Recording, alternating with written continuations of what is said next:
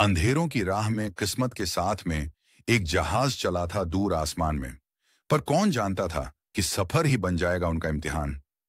कहानी शुरू होती है यहीं से, जब इंसान अपनी ही किस्मत से खेलता है और फिर उसी किस्मत के जाल में फंस जाता है। दूर अंतरिक्ष में दौड़ती आर्कटिक वन नाम की विशाल खनन जहाज अचानक एक अनजाने सफेद ग्रह की ओर खींचने लगती है। जहाज 800 किलोमीटर प्रति मिनट की रफ्तार से गिरता हुआ आग की तरह चमक रहा है। हवा से उसकी टक्कर इतनी तेज है कि रोशनी पूरे अंधे ब्रह्मांड में फैल जाती है और एक भयंकर धमाके के साथ जहाज पहाड़ों से टकराता है और पल भर में उसका विशाल शरीर टूटकर बिखर जाता है। मलबे के अंदर फंसे लोग चीखने का भी वक्त नहीं पाते कि ग्रह की सतह से डरावनी दहाड़ें गूंजने लगती हैं, जैसे कोई दैत्य जाग गया हो। यह कोई साधारण मिशन नहीं था। ये 2000 खनिकों का सफर था, जिन्हें पृथ्वी से 8 अरब प्रकाश वर्ष दूर बीलिन दोबी ग्रह पर खनन के लिए भेजा गया था। लेकिन अंतरिक्ष कभी किसी का दोस्त नहीं होता। अचानक जहाज के सामने एक विशाल क्षुद्र ग्रह क्षेत्र उभर आया और सिस्टम ने खतरा पहचानते ही जहाज के रास्ते बदलने की कोशिश की। लेकिन निष्क्रिय स्थिर कक्षा में छिपा एक विशाल उल्का पिंड बगल से सीधा जहाज में घुस गया। जहाज के अंदर बैठे मार्डेन नाम के टेक्नीशियन को अलार्म सुनते ही जगाया गया। वह कुछ समझ भी नहीं पाता कि उसके क्रायो चेंबर का रोबोटिक हाथ उसे जबरन सूट पहनाने लगता है। चेतावनी लाइटें चमकती हैं और अचानक पूरा क्रायोपॉड ही जहाज से बाहर फेंक दिया जाता है। मार्डेन बाहर आता है और देखता है कि पूरा आर्कटिक वन आग की गेंद बन चुका है। विस्फोट पर विस्फोट हो रहे हैं और सैकड़ों क्रायोपॉड अंतरिक्ष में उड़ते दिखाई देते हैं। कई आपस में टकराकर फट रहे हैं। उनकी रोशनी रात के आकाश में जलते सितारों जैसी लग रही है। तभी उसका पॉड एक सफेद ग्रह की ओर गिरने लगता है। तापमान 1500 डिग्री से ऊपर पहुंच जाता है। पॉड की बाहरी दीवारें पिघलने लगती हैं। मार्डेन घबराता है, लेकिन पॉड अपने पंख खोलकर गति कम कर देता है और धड़ाम से सुनसान ग्रह पर गिरता है। वह बाहर निकलकर जांच करता है। ग्रह का वातावरण पृथ्वी जैसा है, लेकिन ऑक्सीजन सिर्फ 2% है, यानी बिना सिलेंडर के कोई भी जिंदा नहीं रह सकता। तभी आकाश में एक विशाल अग्निगेंद दिखाई देती है। आर्कटिक वन का आखिरी और सबसे बड़ा विस्फोट, हवा का झटका मार्डेन को कई मीटर दूर फेंक देता है। वह उठकर रेडियो चालू करता है, लेकिन कोई जवाब नहीं मिलता। उसे लगता है कि शायद वह अकेला बचा है। तभी दूर एक सफेद चमक दिखाई देती है। वह दौड़कर जाता है और मलबे में एक पॉड पाता है, लेकिन अंदर कोई नहीं होता।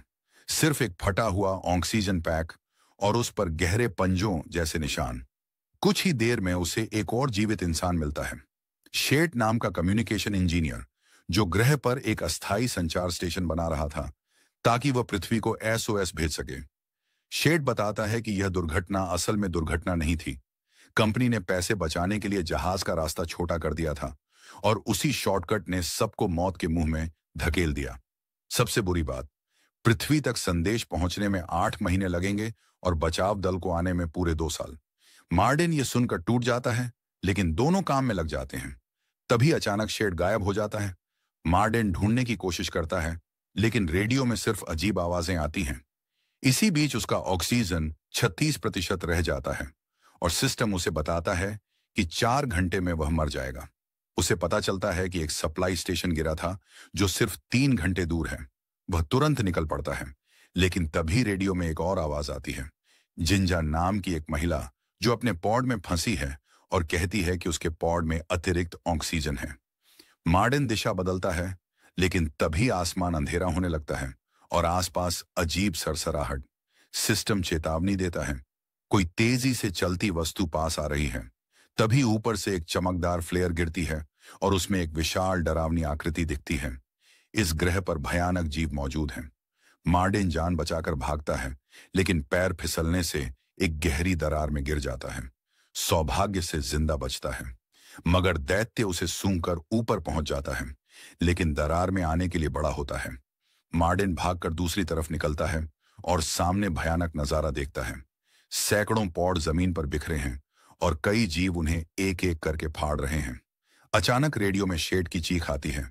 वह किसी चिपचिपे जाल में फंसा है। मार्डेन छिपकर पहुंचता है, लेकिन एक जीव शेड को वहीं मार देता है। मार्डेन एक पॉड में छिपता है, लेकिन पॉड की ऑटो लाइट उसे पकड़ने वाला बना देती है। तभी जिंजा दूर बैठे सभी पॉड की लाइटें ऑन कर देती है ताकि सारे दैत्य भटक जाएं। मार्डिन बाहर निकलता है, लेकिन दो दैत्य उसे देखते ही दौड़ते हैं। वह भागता है, लेकिन अचानक दोनों दैत्य रुक जाते हैं।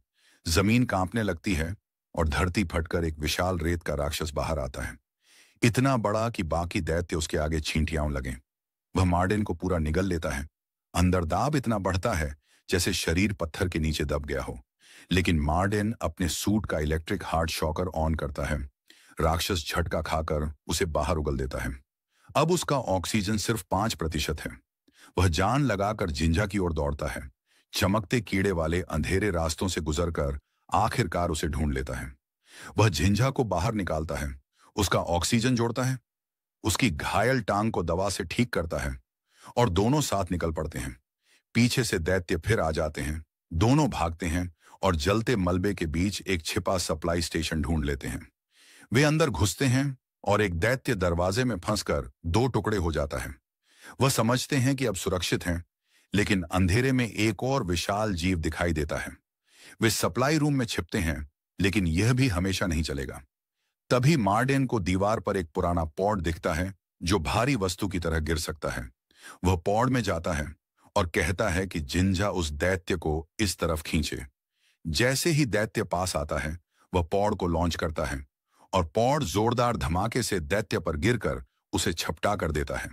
अंत में जिंजा जहाज का बचा हुआ संचार सिस्टम चालू करती है और पूरे ग्रह पर संदेश भेजती है कि अगर कोई भी जीवित है तो इस स्थान पर आ जाए।